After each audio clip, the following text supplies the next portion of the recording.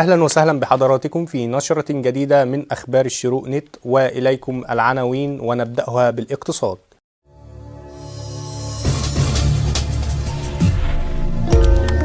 الولايات المتحدة تفتح تحقيقا في إفلاس بنك سيليكون فالي. الرئيس عبد الفتاح السيسي يستقبل نائب رئيس الوزراء الإيطالي بعد غياب لسنوات. قرار جديد من المخرج خالد يوسف. ميسي يشترط 600 مليون يورو للانتقال إلى نادي الهلال السعودي. أمطار رعدية، وإليكم تفاصيل حالة الطقس في اليومين المقبلين.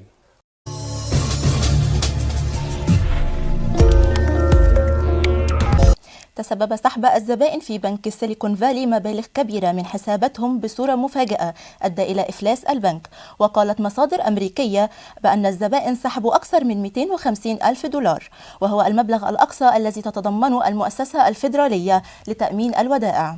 وأعلنت وزارة العدل الأمريكية فتح تحقيق في قضية إفلاس البنك وفق ما أعلنته وسائل أمريكية. وإليكم الخبر السياسي.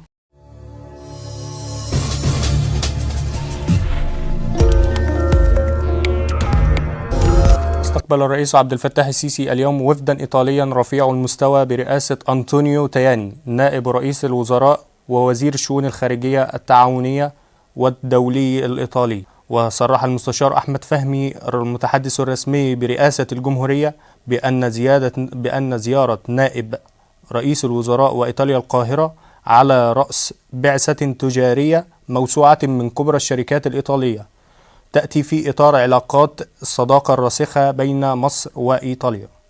وإليكم أخبار الفن.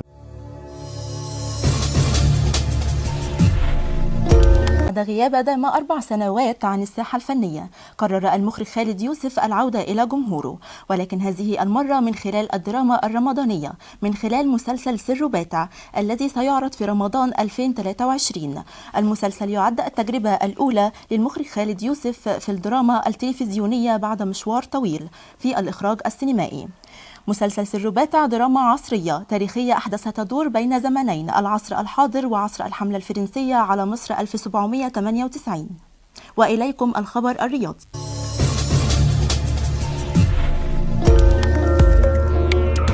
كشفت تقارير صحفية أسبانية أن النجم الأرجنتيني ليونيل ميسي داخل مفاوضات بشأن الانتقال للهلال السعودي، وينتهي عقد ميسي مع سان جيرمان الصيف المقبل مع إمكانيات التمديد لموسم آخر بشرط موافق للطرفين. وإليكم أخبار الطقس.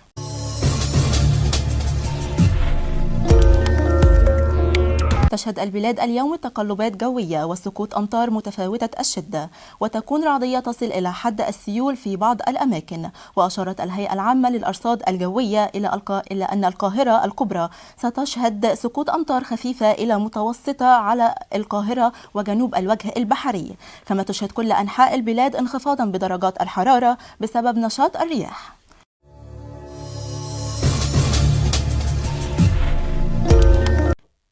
وإلى اللقاء في نشرة من أخبار الشروق نت المرة القادمة.